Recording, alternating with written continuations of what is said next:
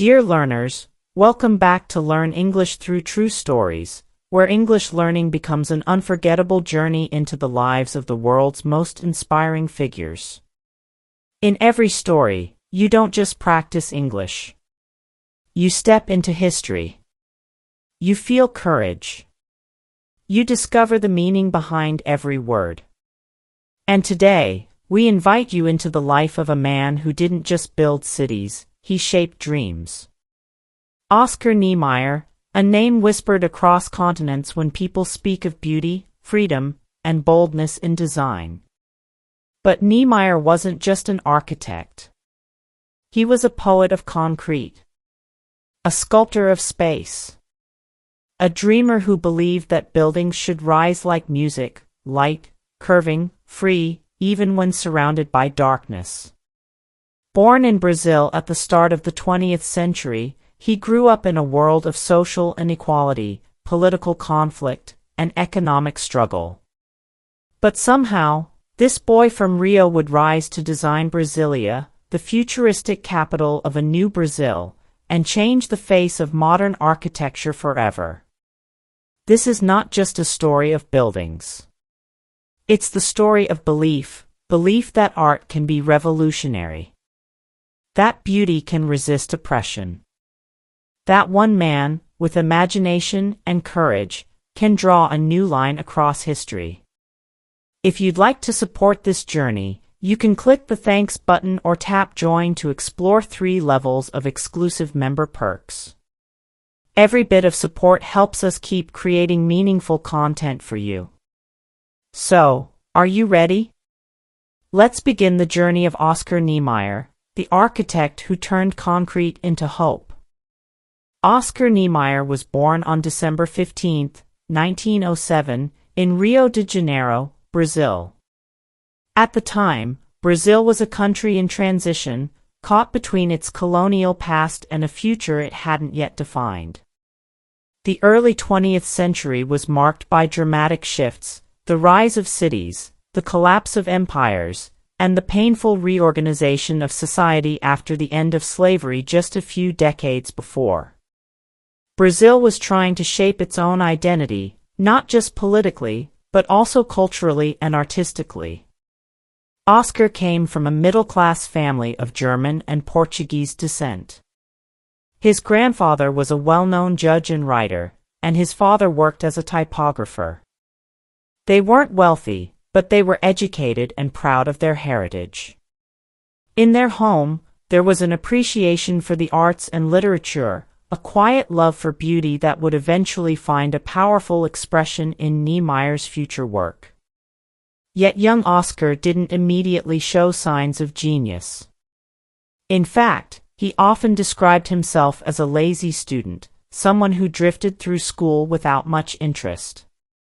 He spent hours sketching, lost in thought, watching the curves of the Rio hills and the ocean waves, fascinated by the natural forms that surrounded him.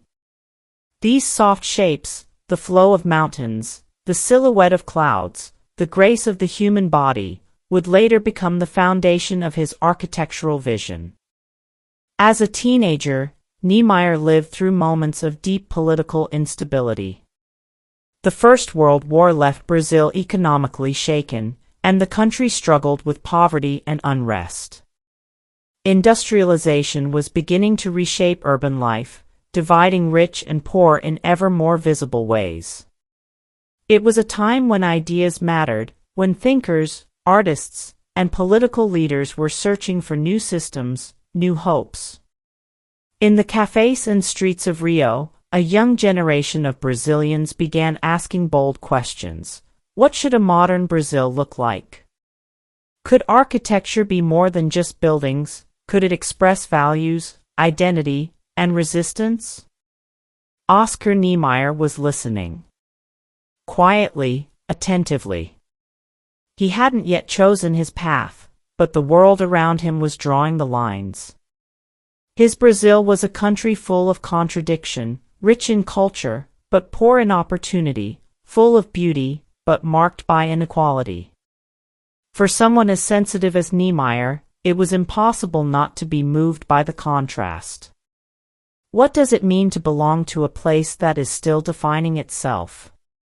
What kind of responsibility falls on those who imagine its future? He didn't know it yet, but Niemeyer would soon be given a canvas larger than anything he could dream of. And the first step would begin not with buildings, but with a decision about who he wanted to become. In 1929, at the age of 22, Oscar Niemeyer made a decision that would shape the rest of his life. He enrolled in the National School of Fine Arts in Rio de Janeiro to study architecture. At that time, Brazil's architectural tradition was heavily influenced by European classical styles, rigid, formal, and focused on symmetry and function. The idea that architecture could express emotion, movement, or social ideals was considered radical, even dangerous. For Niemeyer, the real challenge wasn't just learning how to design buildings. It was how to imagine architecture differently, how to free it from the rules of the past. As he studied, Brazil itself was going through profound transformation. In 1930, Getúlio Vargas came to power through a revolution that promised to modernize the country. Political ideologies were clashing: communism, fascism, liberalism, all fighting to define Brazil's future. In the middle of this storm, Niemeyer began to feel that architecture could not be separated from politics, or from the people it served. Buildings weren't just shelters, they were symbols. But Niemeyer's vision didn't yet have a place in the world. The established architects around him dismissed his ideas. His professors taught him to follow structure, not spirit. His classmates aimed for safety, not revolution.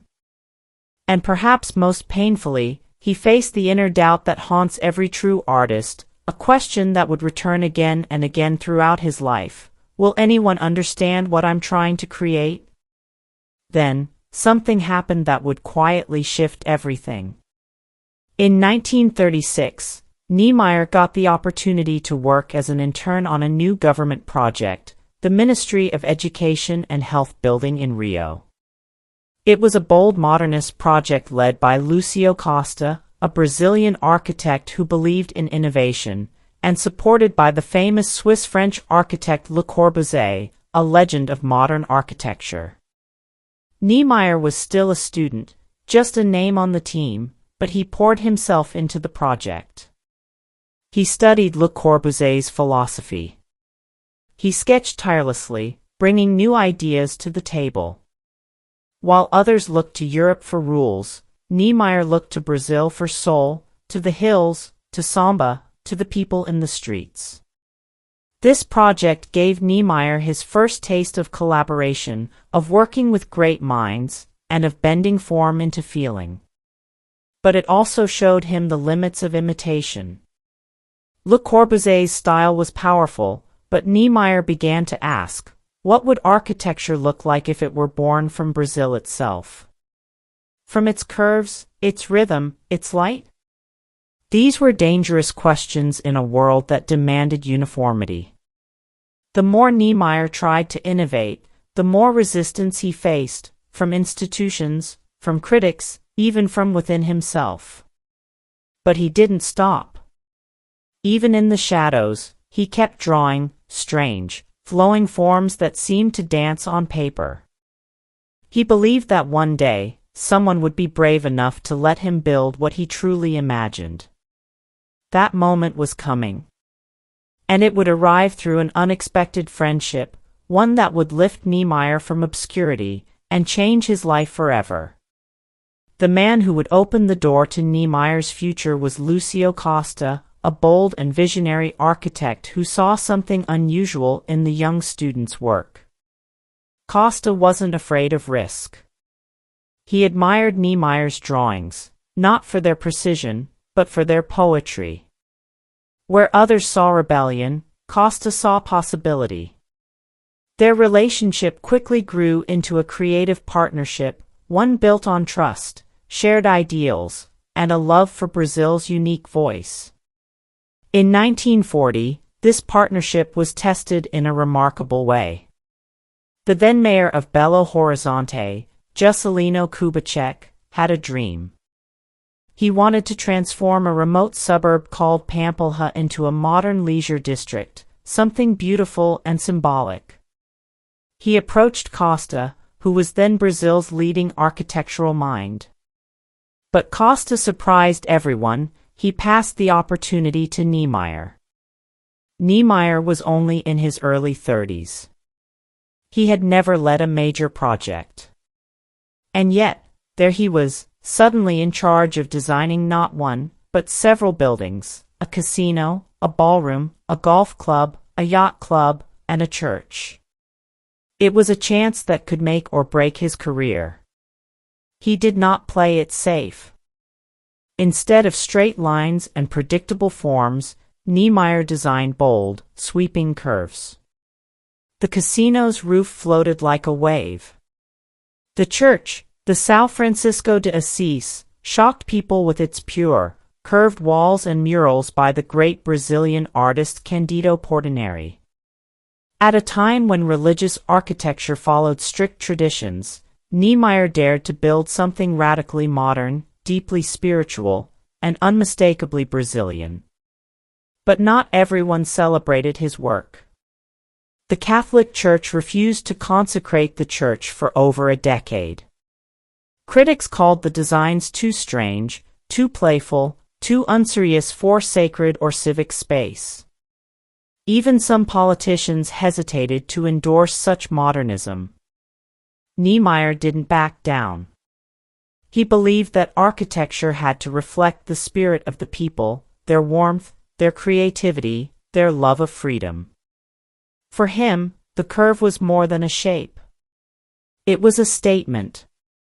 In his words, "I am not attracted to straight angles or to the straight line, hard and inflexible, created by man. I am attracted to free-flowing, sensual curves." This was not just aesthetic philosophy, it was his answer to a deeper question: can buildings have emotion? Can they feel alive? The Pampulha project made waves both inside and outside Brazil. It introduced Niemeyer as an artist who could turn concrete into movement, who could challenge conventions without sacrificing harmony. His name began to spread. Magazines featured his work. Architects debated his style. And for the first time, Niemeyer began to feel that maybe, just maybe, the world was ready for his vision. Yet behind the beauty, a storm was brewing. Brazil was entering a new phase of political tension. And the world, still recovering from World War II, was dividing fast into Cold War camps. Niemeyer was gaining fame. But fame, he would soon learn, came with consequences. His art, his beliefs, and his friendships would soon collide in ways that would threaten everything he had built. And when that threat came, it would come from the very man who once gave him his greatest opportunity. By the late 1950s, Oscar Niemeyer was no longer a rising star, he was an icon. His work had reached beyond Brazil's borders, inspiring architects and artists around the world. But it was a reunion with an old ally that would mark the true turning point of his career, and of Brazil itself. Juscelino Kubitschek, now president of Brazil, had a radical dream: to build a new capital in the center of the country. It would be called Brasília. More than just a city, it would be a symbol of modernization, of national unity, of a future unchained from colonial legacies. Kubitschek believed in fast, dramatic change. His campaign slogan was simple: 50 years of progress in 5. And for this dream, he called on Lúcio Costa and Oscar Niemeyer. Costa would plan the layout of the city, its roads, zones, and structure. Niemeyer would design its heart, the buildings of government, culture, and daily life. For the first time in history, an architect was being asked to shape an entire capital, not over centuries, but in just a few years. Niemeyer accepted the challenge, not as an honor, but as a mission. Brasília would be built in the remote Planalto Central, a dry plateau of red dust and endless sky. There was nothing there, no infrastructure, no community, just land and wind. It was a blank canvas, but also a logistical nightmare. And still, he went to work. Niemeyer sketched with urgency, letting intuition guide his hand. The National Congress, 2 domes, one concave, one convex, would represent balance between Senate and House. The presidential palace, the Supreme Court, the cathedral, all would carry his signature, lightness, curves, openness. But these weren't just aesthetic choices. They were political and spiritual statements. He wanted the buildings of democracy to feel open, not closed. Transparent, not intimidating. He wanted space to breathe. He believed that architecture should invite people in, not push them away. In a country long ruled by the elite, this was revolutionary. Thousands of workers, known as candangos, came from all over Brazil to build the city. Many lived in tents. They labored in extreme heat, under tight deadlines. Niemeyer visited them often. He walked among them, listened to their stories, ate with them. He believed deeply in their dignity, and it showed in his designs, which always prioritized light, air, and human comfort. Brasília was inaugurated in 1960, an astonishing achievement. An entire capital city, built in less than 4 years. For Niemeyer, it was more than a triumph of architecture. It was proof that vision, courage, and collaboration could reshape reality. But as the city rose, so did tensions. Brazil's economy was strained by the massive investment. Conservative critics attacked the modernist style as too radical. And Niemeyer's political beliefs, especially his open support for communism and friendship with revolutionaries like Fidel Castro, made him a growing target. In 1964, the storm finally broke. A military coup overthrew Brazil's government, replacing it with a dictatorship that would last for 2 decades. Suddenly, everything Niemeyer had helped build was under threat. His name was blacklisted. His studio was raided. His work with government projects was cut off.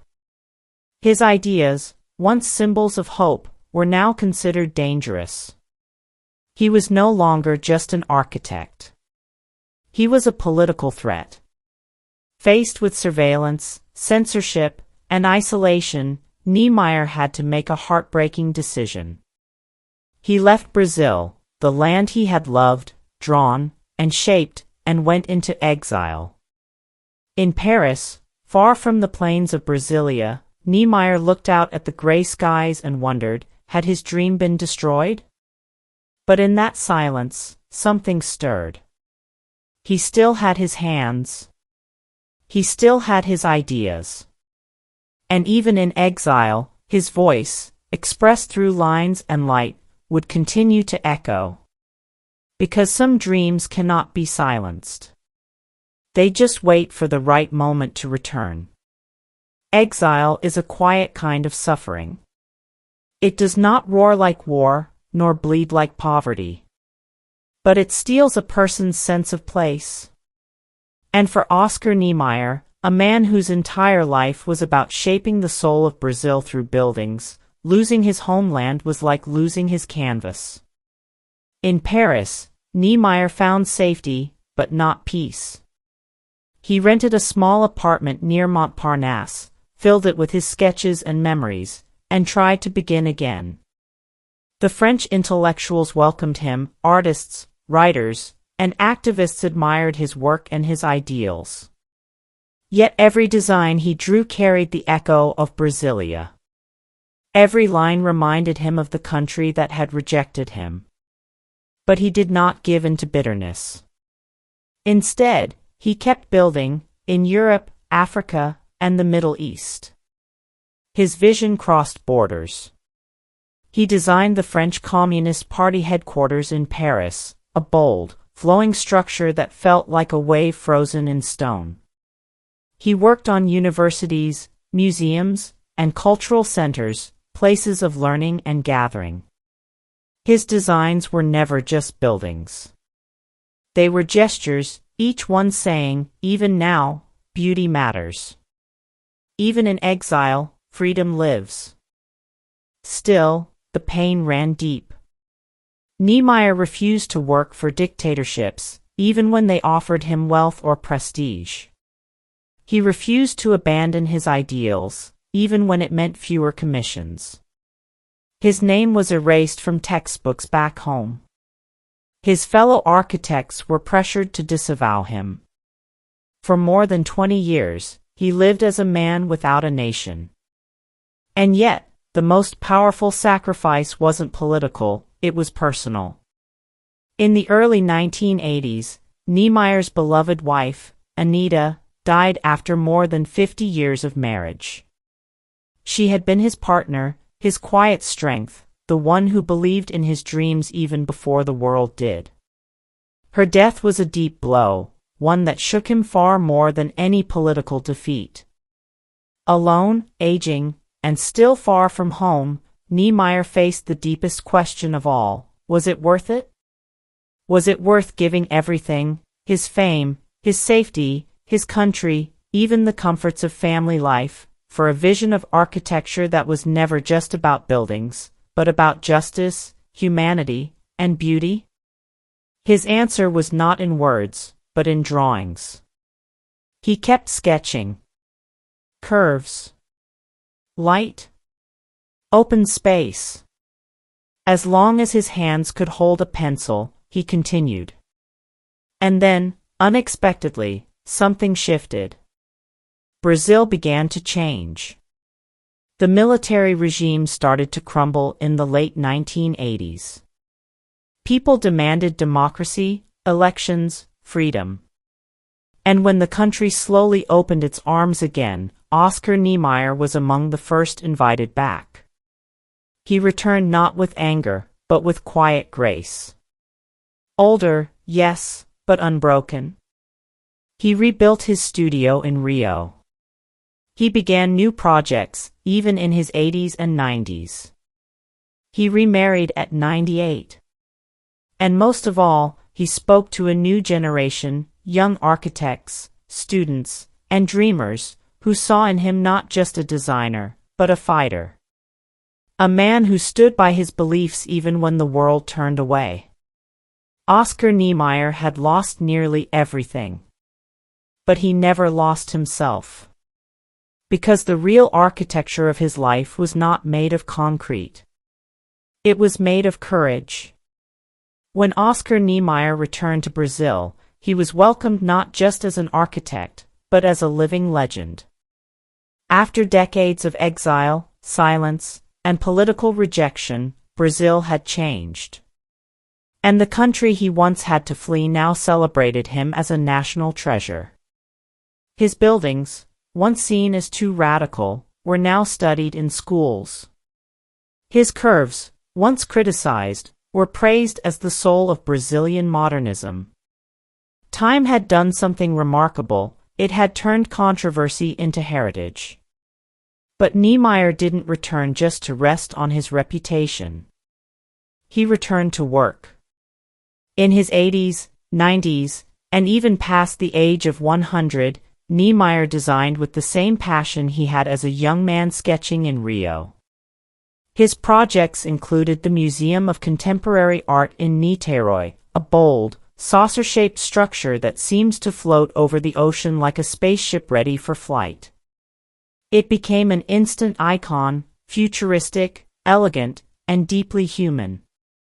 He also designed cultural centers, theaters, and memorials, not just in Brazil, but in Algeria, Italy, France, and beyond.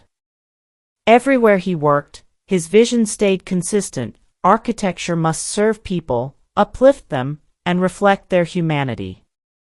Perhaps his most meaningful late-career project was the Oscar Niemeyer Cultural Center in Spain. The building was named after him, a tribute during his lifetime. He called it a place for education, culture, and peace. That was his dream from the beginning, and now, the world was building it with him. And it wasn't just buildings.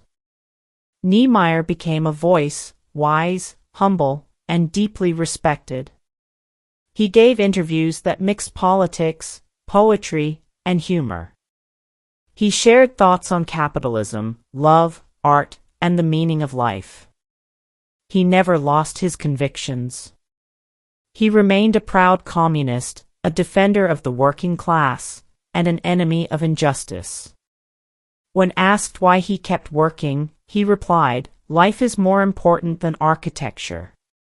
But architecture is one way to make life more beautiful. In 1988, he received the Pritzker Prize, the highest honor in architecture. The jury praised his courage, imagination, and ability to create architecture of emotion. He accepted the prize with humility, emphasizing that his work was always a team effort, and that no beauty meant anything if it didn't serve the people. And perhaps that is the secret of his success. While others chased profit or perfection, Niemeyer chased meaning. He used concrete like a sculptor uses clay, shaping it into forms that express dreams, memories, and hope. His long life, more than a century, became a symbol itself. A testament to what it means to live for a purpose greater than yourself. To build not just with your hands, but with your heart. But even with all the praise, he never changed. He kept working in a small studio, surrounded by pencils and paper, drinking coffee with his team, telling jokes, and sketching ideas. He was a global star, but he still walked the streets of Rio like a man who had never left. And in the quiet hours, when asked how he wanted to be remembered, he simply said, as someone who loved Brazil. And who believed that life, like architecture, should be free. Oscar Niemeyer passed away on December 5, 2012, just 10 days short of his 105th birthday. His death was mourned across Brazil and the world, but it was also a celebration. A celebration of a man who had lived more than a century not just in time, but in impact. A man who built structures, yes, but more importantly, who built values into those structures, freedom, equality, and beauty. His legacy cannot be measured by the number of buildings he designed, although there were over 600. It lives in the way he made people feel. In how he taught the world that concrete could dance, that walls could open like arms, that public space could breathe with the soul of the people. He showed us that architecture is not about impressing the powerful, it's about serving the human spirit. He didn't build monuments to wealth or ego. He built cathedrals to hope, museums to memory, palaces to possibility. And more than that, he showed what it means to live with courage. He stood by his ideals even when they cost him everything. He walked away from power when it demanded silence. He chose exile over compromise. And yet, through all of that, he never turned cold or bitter. He kept designing. He kept imagining. He kept believing. Niemeyer's life is a reminder that creativity is not neutral. It is a choice, a stance, a declaration. His lines were soft, but his message was strong. Beauty is a form of resistance. Joy is a form of rebellion. For English learners watching this story today, the lesson is just as powerful. You're not just learning a language. You're learning to express yourself, to tell your story, to connect with the world, and maybe even, like Niemeyer, to change it. So ask yourself, what do I want to build in this life? What kind of legacy will I leave behind? Oscar Niemeyer didn't know the answers when he was young. He didn't have a clear plan. He just had a pencil, an idea, and a belief that the world could be more beautiful and more fair. And with that, he drew a new world. Dear learners, thank you for joining us on this journey through the life of Oscar Niemeyer, a man who drew not just buildings, but the outline of a more hopeful world. His story reminds us that greatness doesn't begin with perfection. It begins with vision, the courage to imagine something better, even when the world resists. He faced rejection, exile, and loss. Yet he never stopped believing in beauty, in freedom, in the power of creation. Let this be a lesson not only in English, but in life. You have the power to shape your path, to build your own voice, your own dreams, your own future. Whether you're learning to speak a new language or building your career, remember Niemeyer's lesson: you don't need to follow every rule to make something meaningful. Sometimes, the curve is more powerful than the line. If this story inspired you, share it. Share Niemeyer's legacy. Carry forward the message that art matters. That resistance can be gentle, and that dreams, no matter how bold, are worth pursuing. And if you'd like to support more stories like this, you can click the thanks button or tap join to become a channel member. Your support helps us create powerful, meaningful content that helps people around the world learn and grow. Like, comment, and subscribe if you haven't already, not just for more videos, but to stay part of a community that values history, language, and inspiration. Until next time, keep learning, keep dreaming, and remember, you, too, are shaping the future, one word, one action, one idea at a time.